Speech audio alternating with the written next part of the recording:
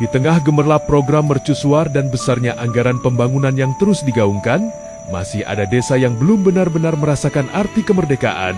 Desa Grunggung yang berbatasan langsung dengan kawasan IKN justru menjadi potret ketimpangan yang nyata ketika kota baru dibangun dengan jalan lebar, gedung megah, dan infrastruktur modern. Masyarakat adat di sekitarnya masih harus bertahan dengan akses jalan tanah yang rusak dan berbahaya.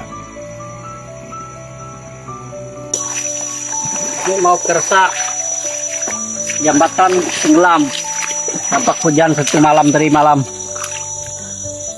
Jidan terjebak banjir. Warga desa Grunggung adalah suku Dayak Luangan, masyarakat adat yang telah mendiami hutan di Kalimantan Timur dan sekitarnya.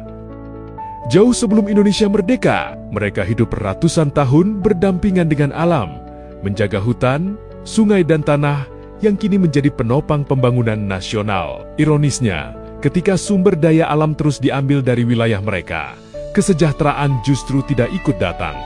Hutan dieksploitasi, kayu diangkut, hasil bumi dibawa keluar. Tetapi masyarakat yang menjaga tanah itu tetap hidup dalam keterbatasan. Untuk menuju desa terdekat seperti Tanjung Soki, yang hanya berjarak sekitar 6 km saja, warga harus menghadapi jalan tanah berbukit yang licin dan berbahaya, terutama saat hujan turun. Belum lagi akses jalan menuju ibu kota Kecamatan Bongan Diresak harus melintasi 4 desa, di mana akses jalannya masih memprihatinkan juga. Beberapa titik jalan sering tergenang, sementara tanjakan curam membuat perjalanan penuh risiko. Kondisi ini bukan hanya menghambat aktivitas ekonomi warga, namun juga membuat warga sulit mengakses wilayah sekitar dan tertutupnya akses pasar untuk mengembangkan potensi desa. Ketidakadilan inilah yang paling dirasakan masyarakat. Mereka hidup di atas tanah yang kaya, tetapi tetap miskin akses. Mereka tinggal di dekat pusat pembangunan terbesar di Indonesia, tetapi belum menikmati jalan layak, listrik memadai, atau fasilitas dasar yang seharusnya menjadi hak setiap warga negara. Jika pembangunan hanya dinikmati oleh kawasan tertentu, sementara masyarakat adat di sekitarnya terus tertinggal, maka pembangunan itu belum bisa disebut adil. Masyarakat Dayak Luangan tidak meminta kemewahan. Mereka hanya berharap ada keseimbangan antara kekayaan alam yang diambil dengan kesejahteraan yang diberikan. Mereka ingin pemerintah hadir bukan hanya saat membutuhkan tanah dan hutan mereka, tetapi juga hadir membawa jalan yang layak, pendidikan, kesehatan, dan masa depan yang lebih baik bagi generasi berikutnya.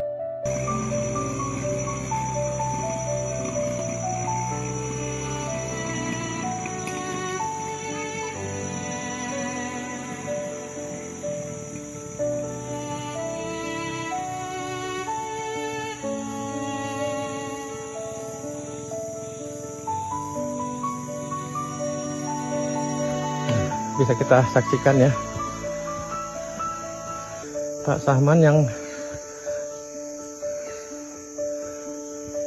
aktivitasnya salah satu membawa kebutuhan sembako buat kebutuhan kampung, harus menghadapi kondisi jalan seperti ini. Dan kali ini kita menumpang di kendaraan Pak Sahman dan kita tidak berani untuk terus berjalan dengan kendaraan roda 2 ya. Nah, kita bayangkan walaupun satu orang, kondisi seperti ini sangat memprihatinkan. Jagain tuh anak tuh.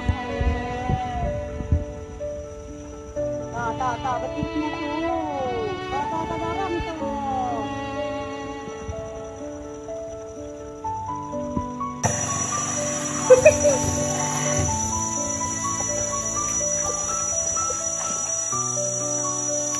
Ya punya buka lagi.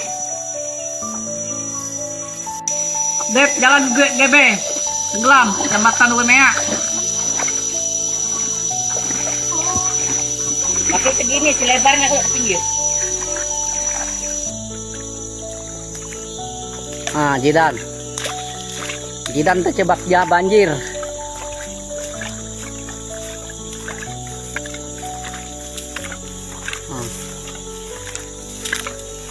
Dan Jidan terjebak banjir.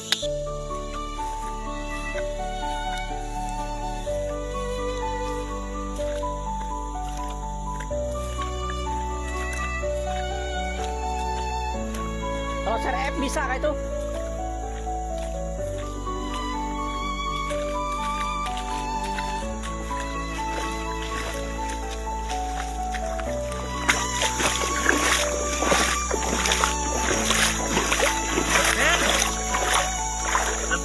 Apa itu? Anu? Ipan. Lepan. Naik ya sini.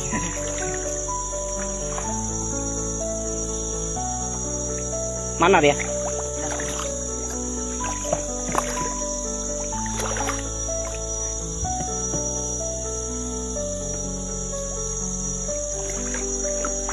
Nah, Rahim mau pulang ke asrama, kebanjiran.